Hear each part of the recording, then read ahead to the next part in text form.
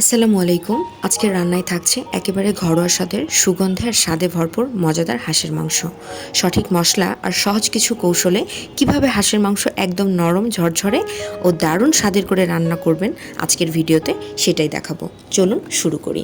প্রথমে মাংসগুলোকে ভালোভাবে পরিষ্কার করে নিয়েছি। এরপরে দারুচিনি, 7টা সাদা এলাচ, 3টা কালো এলাচ, গোলমরিচ, 3টা লং এবং আদা পেস্ট করে নিয়েছি। আর আমি কলিজাটাকে আগে থেকে পানিতে সেদ্ধ করে নিয়েছি যাতে কলিজার এক্সট্রা রক্তটা চলে যায়। এরপরে এখানে আমি পেঁয়াজ কেটে নিয়েছি, রসুন কুচি করে নিয়েছি এবং গোটা রসুন নিয়েছি। মাংসে গোটা রসুন ছাড়া চলেই না। আর নিয়েছি গোটা কাঁচামরিচ। চলুন এখন রান্নাটাকে শুরু করব। একটা কড়াইয়ে আমি সব মাংসগুলোকে প্রথমে দিয়ে নিলাম। এরপরে আমি আগে থেকে তৈরি করে রাখা সব মশলাগুলোকে এখানে আমি দিয়ে নিয়েছি। এরপরে লবণ, হলুদের গুঁড়া আর জিরা দিয়েছি, আস্ত জিরা দিয়েছি এখানে। এরপরে আমি এখানে দিয়েছি পরিমাণ মতো সয়াবিন তেল। একেবারে সব মশলাগুলোকে দিয়ে এখন আমি এটাকে খুব ভালোভাবে মেখে নিব যাতে প্রতিটা মাংসের গায়ে সব মশলাগুলো খুব ভালোভাবে মিশে যায়। এখন এই পর্যায়ে আমি শুকনো লাল মরিচের গুঁড়োটা দিয়েছি, আগে থেকে দিইনি যাতে হাত জ্বালা না করে, যেহেতু আমি মাংসটাকে আগে থেকে খুব ভালোভাবে মেখে নিয়েছি। এখন আগে থেকে একপাশে আমি একটা চুলায় গরম পানি ফুটিয়ে রেখেছিলাম, সেই পানিটাকে আমি এখানে দিয়ে নিয়েছি। পরিমাণ মতো সমস্ত পানি দিয়ে নিয়েছি। এখানে আমি আর কোনো পানি অ্যাড করব না।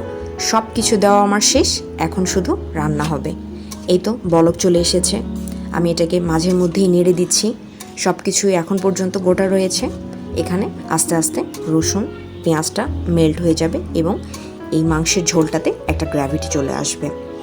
দেখুন কতটা সুন্দর লাগছে। এবং এই পর্যায়ে আমি শুকনো জিরা নিয়েছি, এই জিরাটাকে টেলে নিয়েছি যাতে মাংসের সাথে খুব ভালোভাবে এটা মিশে যায় এবং এখান থেকে খুব সুন্দর একটা ঘ্রাণ চলে আসবে।